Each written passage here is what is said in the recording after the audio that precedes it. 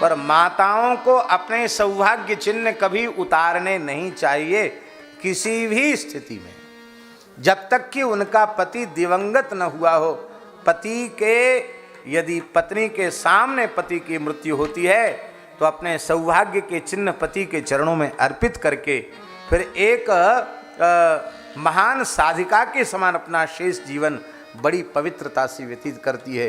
ये हमारे भारतवर्ष की पवित्र परंपरा है। आप लोग अन्यथा न माने और बुरा भी न माने, और बुरा मान जाएंगे तो उसमें हमारा कोई घाटा नहीं है, क्योंकि आपको प्रसन्न करके हमें कुछ आपसे चाहिए नहीं। तो आप बुरा मानो चाहे भला मानो, इससे कोई प्रयोजन नहीं है। जो सही बात उसको हम कहेंगे। वर्तमान समय में माताएं सौभाग्य चिन्हों के प्रति अत्यंत उदासीन हो गई, जो हिंदू सनातन संस्कृति के लिए, भारतीय संस्कृति के लिए अत्यंत कष्टकारी है।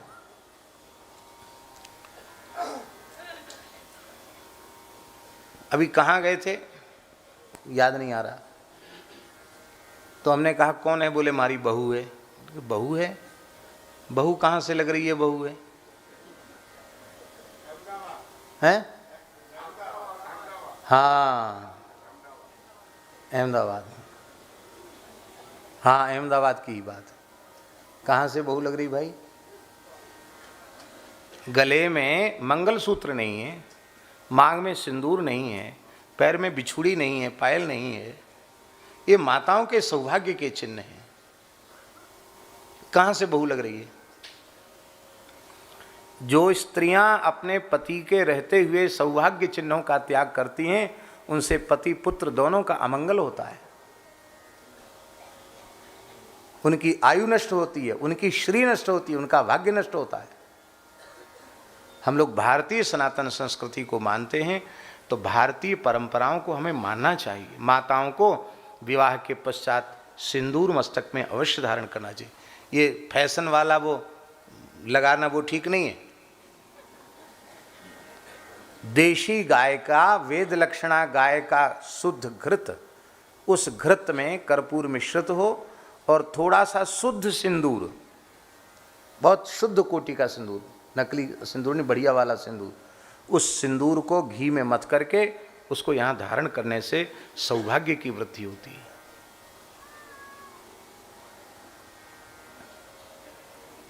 ये सौमंगल चिन्ह है, नासिका का चिन्ह, कर्ण के चिन्ह, ये सौभाग्य के चिन्ह है। हाथ में चूड़ी, ये सौभाग्य के चिन्ह है। पैर में बिछुड़ी, ये सौभाग्य के चिन्ह है। इनको कभी नहीं त्यागना चाहिए। ऐसी फैशन किस काम की कि हमने अपनी सनातन संस्कार, सनातन परंपराओं का ही त्याग कर दिया। इसलिए कम से कम जो लोग सत्संग से जुड़े हुए हैं वो तो ऐसा निश्चय करें कि अपने बालक बालिका पवित्र भारतीय संस्कार युक्त वेशभूषा को धारण करें।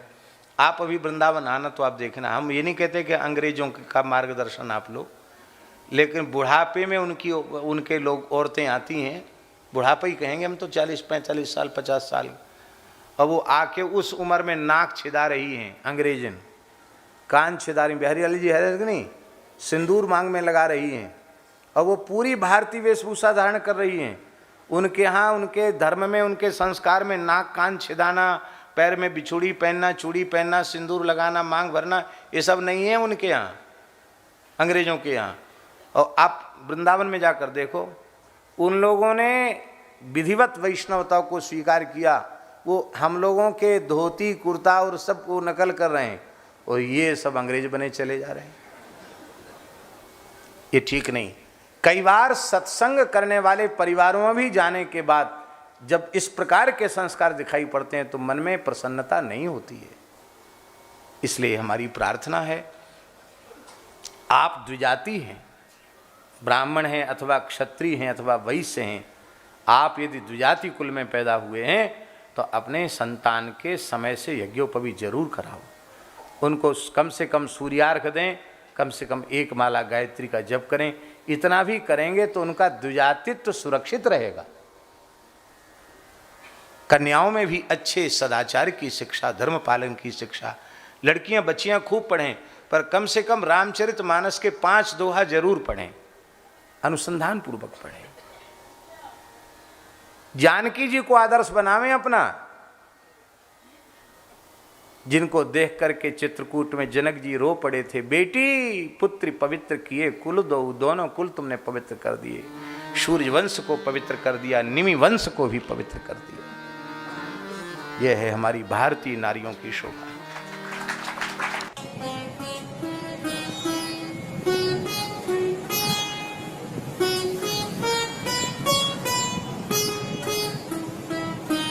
श्री सीताराम प्रतिदिन सत्संग एवं दर्शन के लिए श्री महाराज जी के ऑफिशियल चैनल को जरूर सब्सक्राइब करें।